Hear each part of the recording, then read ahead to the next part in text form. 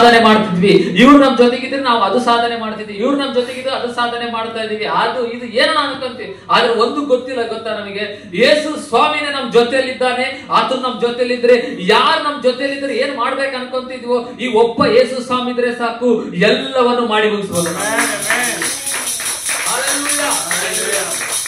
ಈ ಯೇಸು ಒಬ್ಬರಿದ್ರೆ ಸಾಕು, ಎಲ್ಲವೂ ನಮ್ಮ ಜೊತೆಯಲ್ಲಿದ್ರೆ ಎಲ್ಲವೂ ನಾವೇನ್ ಮಾಡ್ಬೋದು? ಮಾಡಿ ಮುಗಿಸಬಲ್ಲಿ. ನಾವೆಲ್ಲ ಒಬ್ಬ ಫ್ರೆಂಡ್ ಇದ್ರೆ ನಾನು ಇದು ಮಾಡ್ಬೋದು, ಒಬ್ಬ ನಮ್ಮ ತಂದೆ ಅದು ಆಸ್ತಿ ಸಂಪಾದನೆ ಮಾಡಿದ್ರೆ ನಾನು ಇದು ಮಾಡ್ಬೋದಾಗಿತ್ತು ಅನ್ಕೊಂತೀವಿಲ್ಲ ಬಹಳ ಟೈಮ್.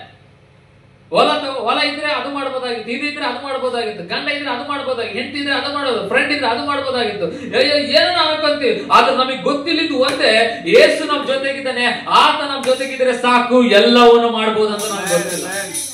ಈ ಬುರುಡೆಗಿನ್ನ ಏನ್ ಬಂದಿಲ್ಲ,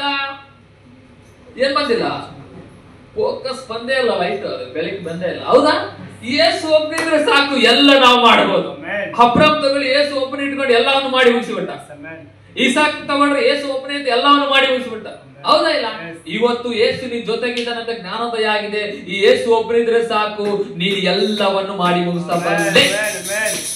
ಲೋಕವನ್ನೆಲ್ಲ ಕಲ್ಲ ಮಾಡಬಲ್ಲೆ, ತುಫಾನ್ಗಳನ್ನ ನಿದ್ರಿಸಬಲ್ಲೆ, ಬಿರುಗಾಳಿಗಳ ಸ್ಟಾಪ್ ಮಾಡಬಲ್ಲೆ, ಮನೆ ಕಟ್ಟಬಲ್ಲೆ, ಸಂಸಾರ ನಡೆಸಬಲ್ಲೆ, ಕುಟುಂಬ ಮಾಡಬಲ್ಲೆ, ಎಲ್ಲವನ್ನು ಮಾಡಿ ಮುಗಿಸಬಹುದು. ಒಬ್ಬ ಯೇಸು ನಿಮ್ ಜೊತೆಗಿದ್ರೆ ಸಾಕು.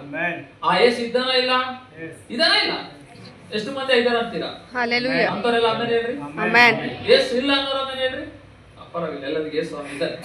ಈ ಯೇಸು ಒಬ್ಬನೇ ಸಾಕು, ನೀನ್ ಎಲ್ಲವನ್ನು ಮಾಡ್ಬೋದು. ಸಪೋರ್ಟ್ ಮಾಡ್ಬಾರ್ದು, ನನಗೆ ಒಬ್ಬರಿದ್ದೀನಪ್ಪ, ನಾನು ಏನ್ ಮಾಡ್ಬೇಕು, ಏನಂತಾರೆ ಗೊತ್ತಿಲ್ಲ ಅಂತಾರೆ.